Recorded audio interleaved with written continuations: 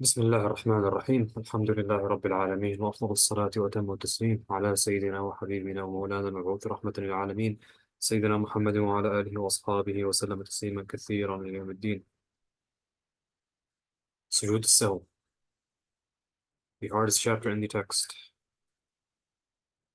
Sujud al-Sahw has many different categories. It's divided by, first of all, qabli and ba'di. Sujud done before the salam and sujud done after the salam.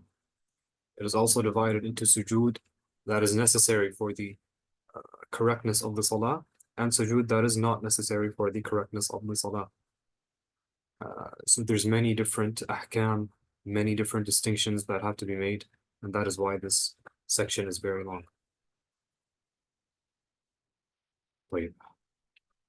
قال المصنف رحمه الله باب في السهو وسجود السهو في الصلاة سنة فللنقصان سجدتان قبل السلام بعد تمام تشهدان بعد تمام تشهدين يزيد بعدهما تشهدا آخر وللزيادة سجدتان بعد السلام يتشهد بعدهما ويسلم تسليمة أخرى.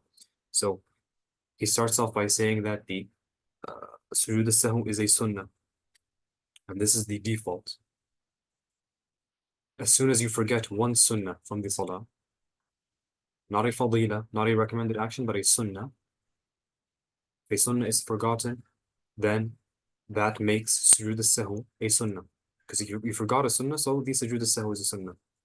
There are cases where it will lead up to being obligatory for the correctness of the salah. We're going to get to that later. That's not the default. The default is that it is a sunnah. So the first one is sujood qabli. Sujood al-sahw done before the salam. And this happens when there is something missed in the salah. When there's something missing from the salah, then you pray sujood al-sahw, two sajdas before the salam, and after the two sajdas, you perform another tashahhud, and then you do the salam. And you have a sujood ba'di, a sujood that happens after the salam.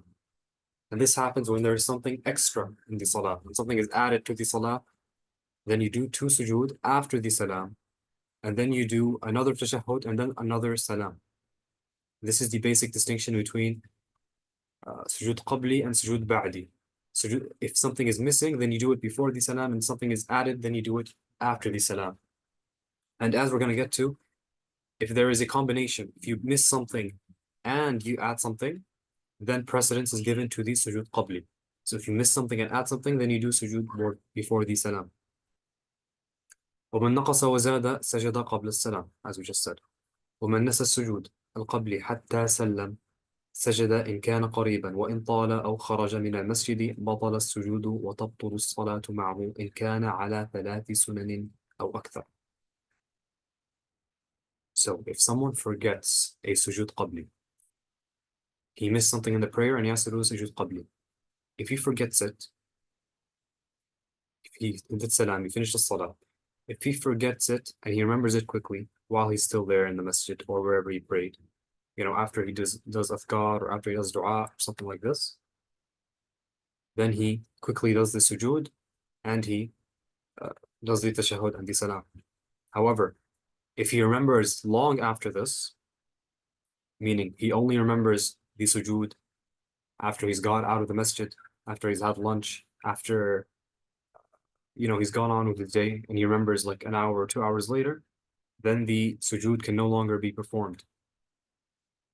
And the salah would be invalid if he missed 3 or more sunnahs.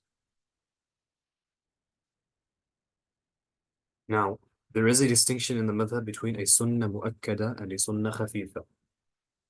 A sunnah which is confirmed, a strong sunnah, and a sunnah khafifa, a light sunnah. However, al-Akhdari rahimahullah does not go into this distinction the usual way in this text. He does not make the distinction in this text, and so we're gonna teach it in a longer way, in which he names them example by example. And example by example, he will tell you what is necessitated by them. The way he explains it, which is, again, different than the normal way, is that if you miss 3 sunnahs or more, then the sujood al-sahw is necessary for the correctness of the salah. Meaning, the person who forgets 3 sunnah, and he forgets the sujood until 2 hours later, then not only has the sujood al-sahw past its timing, but also the prayer itself has become invalidated and he must repeat the prayer. However, if he remembers quickly while he's still sitting, then the salah would be valid because he is still able to do sujood sahw in that timing. And this is the basic distinction between what necessitates a sujood sahw and what does not. It's that three or more sunan, 3 or more sunan necessitate the sujood so that the salah is valid, whereas 1 sunnah or 2 sunnahs do not necessitate it. Rather, it's a sunnah, it is highly recommended to do the sujood sahw. وإلا فلا تبطل. So otherwise, meaning if it's not 3, if it's less than 3, then it does not invalidate the salah. ومن نسى السجود البعدية سجده ولو بعد عام. So that's for the sujood qabli. As for the sujood ba'di, someone adds a sunnah by accident to the prayer, he has to do sujood after the salam, as we said. This person, if he remembers the sujood even after a year, he can perform it. ومن نقص فريضة فلا يجزيه السجود عنه. The person who forgets an obligatory action, he does not do sujood sahw. We're going to get to what happens if you remember that you missed an obligatory action, depending on when you remember it. But someone who missed an obligatory action, he cannot simply do sujood sahw to make up for it. He has to perform that obligatory action. So sujood sahw is only for sunnahs. Obligatory actions must be performed. Fadilas, recommended actions that are below the level of the sunnah, then you don't perform a sujood sahw for them. And if you perform a sujood sahw simply just because you missed a fadila, then your salah is invalidated because that is not the legislated description of salah. ومن نقص الفضائل فلا سجود عليه ولا يكون السجود القبلي إلا لترك سنتين فأكثر. So, ومن نقص الفضائل. So whoever misses a fadila, a recommended action, then there's no sujood on him. And he says, remember when I told you a little bit before that he has a different way of explaining this?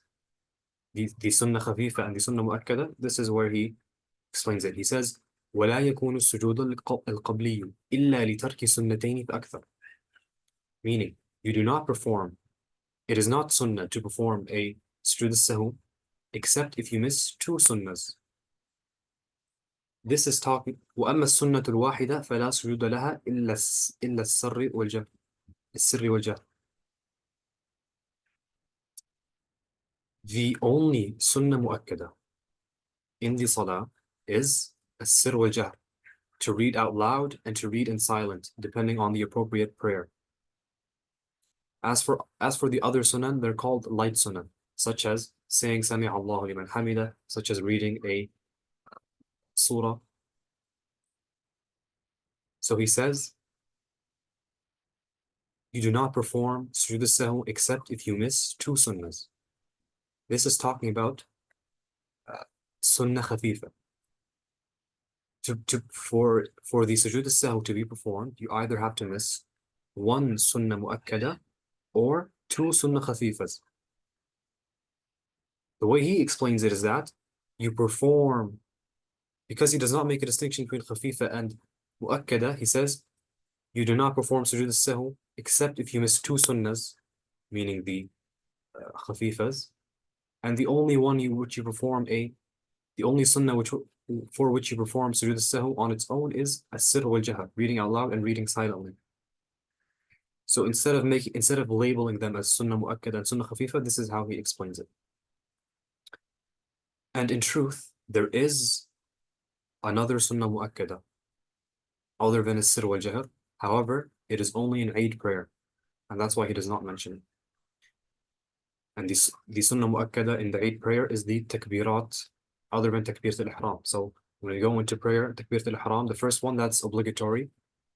And in Eid prayer, the ones that follow are sunnah mu'akkada. But in normal prayers, the only sunnah mu'akkada is reading out loud and reading silently, depending on which prayer and which rak'ah. So, فَمَنْ أَسَرَّ فِي الْجَهْرِ سَجَدَ قَبْلَ السَّلَامِ. Whoever is silent in a place where he's supposed to read out loud, he prays before the salam. وَمَنْ جَهَرَ فِي السِّرِّ سَجَدَ بَعْدَ السَّلَامِ. Whoever prays loudly when it's supposed to be silent, he does the sujood after the salam. This is an important thing to remember. Whoever prays silently when he's supposed to read out loud, then he does sujood before the salam, whereas the person who does the opposite, he reads loudly in the place of silence, he prays after the salam. وَمَنْ تَكَلَّمَ سَاهِيًا سَجَدَ بَعْدَ السَّلَامِ. We mentioned previously that speaking in the prayer is a nullifier of prayer. That is referring to the person who does it on purpose. Whoever speaks by accident or out of forgetfulness, then it does not nullify the prayer. However, he has to perform sujood al-sahw after the salam. وَمَنْ سَلَّمَ مِنْ رَكْعَتَيْنِ سَاهِيًا سَجَدَ بَعْدَ السَّلَامِ. Whoever does salam in a prayer before it's appropriate, meaning he's praying a 4 rak'ah prayer, such as Dhuhr or Asr, and he accidentally does salam after the second rak'ah, after the tashahhud, right? Some people accidentally do salam there. Now, obviously, he has to go back into prayer and to perform those 2 rak'ahs. If he goes back into prayer and performs those 2 rak'ahs, then he has to pray after the salam. And the reason is, he accidentally added a salam in the second rak'ah. So it's an added actions, and so he prays after the salam, obviously after he adds the 2 rak'ahs that he missed. وَمَنْ زَادَ فِي الصَّلَاةِ رَكْعَةً أَوْ رَكْعَتَيْنِ سَجَدَ بَعْدَ السَّلَامِ. Similarly, whoever forgetfully adds a rak'ah or 2 rak'ahs in the prayer, he does sujood after the salam. وَمَنْ زَادَ فِي الصَّلَاةِ مِثْلَهَا بَطَلَتْ. Whoever adds rak'ahs to the prayer equivalent to the length of the prayer, then the salah is invalid. There's no sujood al-sahw is going to help them. Meaning, someone who prays Fajr, or whoever prays Salat al-Subh, and he accidentally prays 3 rak'ahs, then he does sujood after the salam. However, the person who prays 4 rak'ahs, then his salah is invalid. Similarly, someone who prays Dhuhr accidentally 5 or 6, then his salah requires sujood al-sahw. However, if he prays Dhuhr 8, then his salah is invalid. So whoever adds to the salah equivalent to its original length, his salah is invalid and sujood al-sahw can't help her. وَمَنْ شَكَّ فِي كَمَالِ صَلَاتِهِ أَتَى بِمَا شَكَّ فِيهِ. Whoever doubts the completeness of his prayer, he always assumes the less of the 2. So someone in Dhuhr, he's standing, right? And he's doubtful whether he is in the 3rd or the 4th rak'ah. He always assumes he's in the 3rd. أَتَى بِمَا شَكَّ فِيهِ. He comes with the thing that he doubts that is performed. Whatever he's in doubt, he performs it. وَالشَّكُّ فِي النُّقْصَانِ كَتَحَقُّقِهِ. So, doubtfulness regarding something missed is as if it is actually missed. Meaning, as we just said, anything that is in doubt, he always goes to the lowest of the 2. Similarly, someone who doubts, so we talked about, I gave the example of rak'ahs. Similarly, someone who doubts whether he did the tashahhud or he didn't do the tashahhud, he does the tashahhud. Someone who doubts whether he said Sami Allahu liman hamida, he says it again, Sami Allahu liman hamida, and he always assumes that if he thinks something is missing, then he acts as if it is truly missing. This is for the normal person. We're gonna get to al-waswasa later. فَمَنْ شَكَّ فِي رَكْعَةٍ أَوْ سَجْدَةٍ أَتَى بِهَا. Whoever doubts performing a rak'ah or a sajda, he does it. وَسَجَدَ بَعْدَ السَّلَامِ, and he does the sujood after the salam. وَإِن شَكَّ فِي السَّلَامِ سَلَّمَ إِن كَانَ قَرِيبًا. If he doubts whether he performed the salam, he's in dhuhr, for example, and he performed the 4 rak'ahs, he did tashahhud, and then he finds himself outside of prayer, and he can't remember, did he do the salam or did he not do the salam? If he's still there in kana qariban, if he's close in time and place, he does the salam. وَلَا سُجُودَ عَلَيْهِ. He does the salam and he doesn't have to do sujood. وَإِن طَالَ بَطَلَتْ.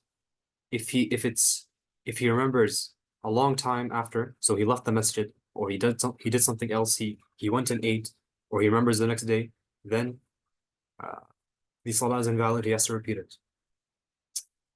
وَالْمُوَسْوَسُ. Okay, so the person who has waswasa, يترك الوسوسة من قلبه ولا يأتي بما شك فيه ولكن يسجد بعد السلام سواء شك في زيادة أو نقصان. Whoever has waswasa, he doubts whether he did a third or fourth rak'ah, he does not do the thing he doubts he did. He goes on and he finishes. But he always performs sujood after the salam, regardless of whether the thing he doubts he did is an addition or a subtraction.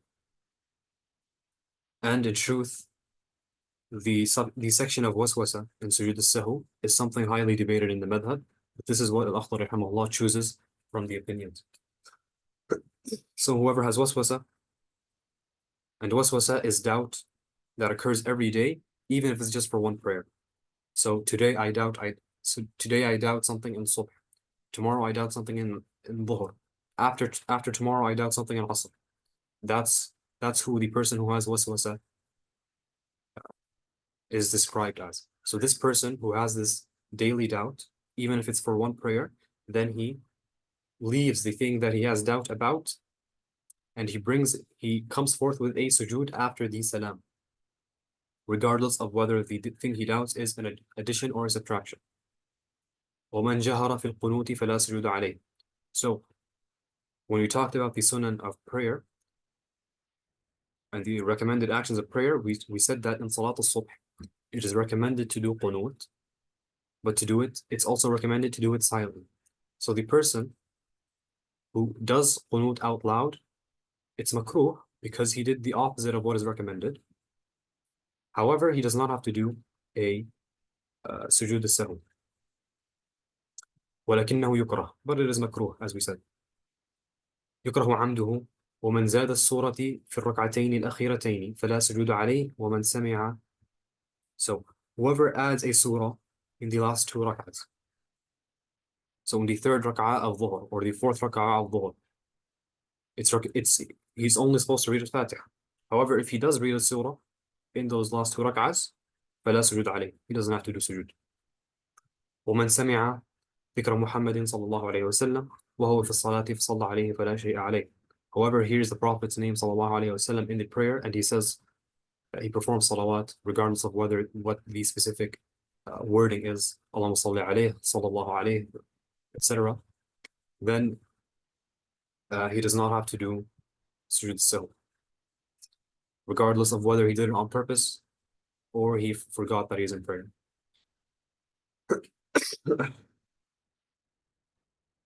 And also regardless أو قائما أو جالسا, regardless of whether he's standing or in julus.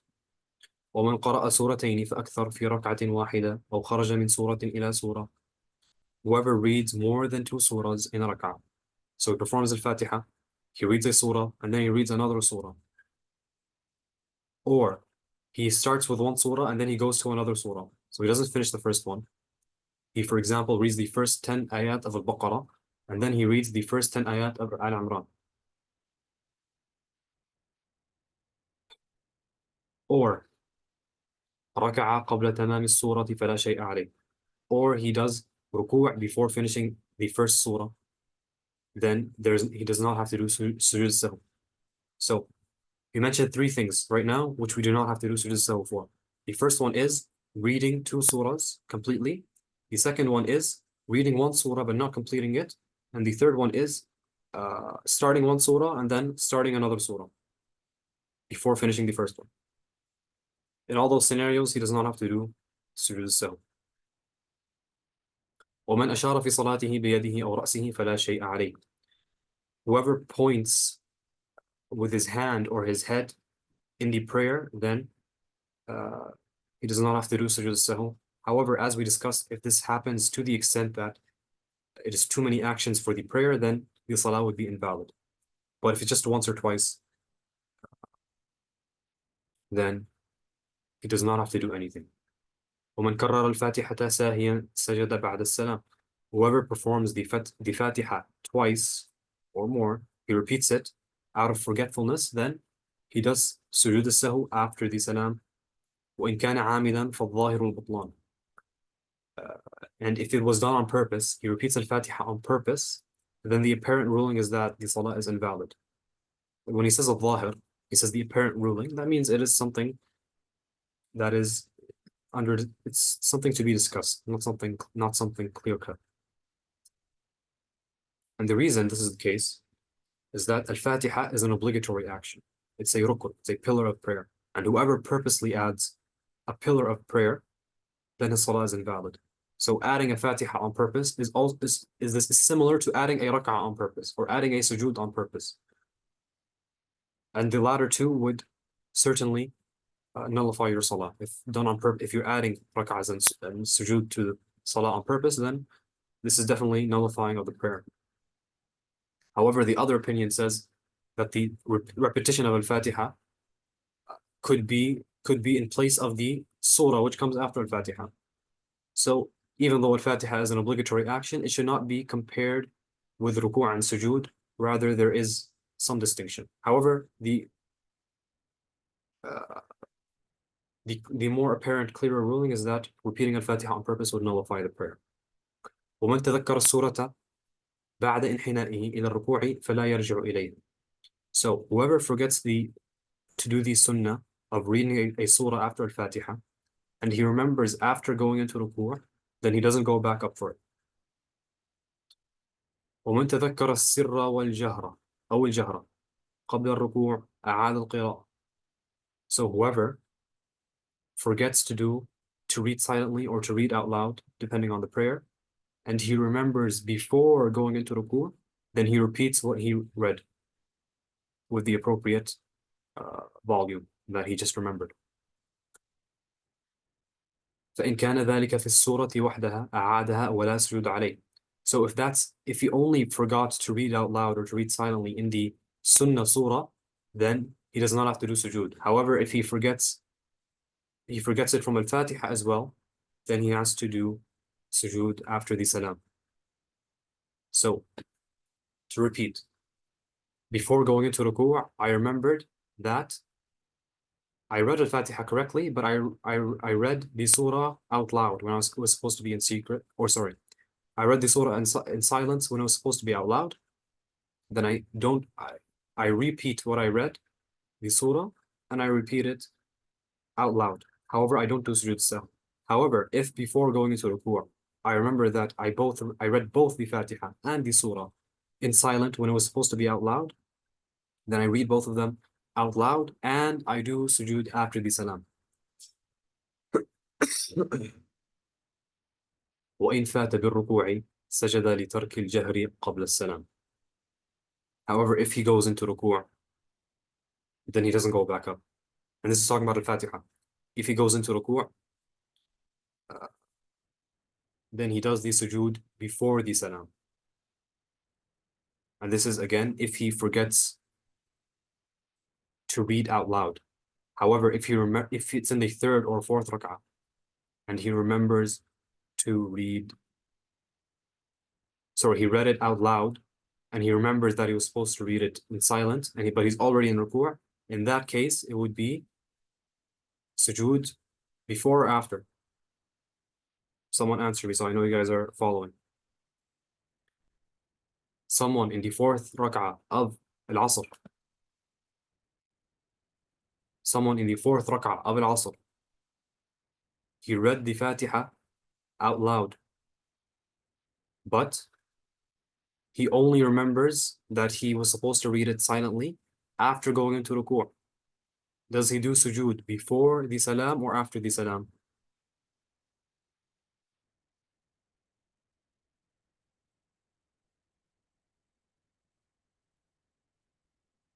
After, yes, because he he does sujood after, yes, because he read it out loud when it was supposed to be silent, and that necessitates sujood ba'di. Good job. طيب. Um, طيب, we'll stop here for today. We got a good amount done, alhamdulillah. طيب. There's a question. Can you please clarify once again if I'm right or wrong? If someone misses an obligatory action, he has to perform it and then perform sujood sahw. So we didn't go over this yet, and that's why there's some confusion. We're gonna go over this in detail, inshallah. However, I can't answer you black or white because there's a distinction to be made. It depends. Does he remember the obligatory action? First of all, it depends. Is the obligatory action missed in the last rak'ah or is it a different rak'ah? It also remembers when he remembers it. Does he remember it before the ruku' of the next rak'ah or not? Does he remember it before the salam or not? So there's a lot of different scenarios we must discuss in detail, and I can't give you a general answer because there is no general answer.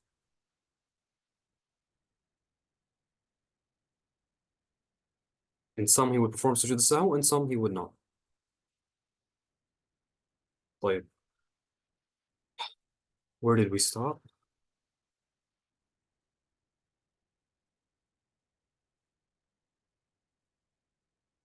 Here, okay. So the middle of page 18. طيب. جزاكم الله خيرا. We will see you tomorrow inshallah ta'ala. صلى الله على سيدنا محمد وعلى آله وأصحابه أجمعين.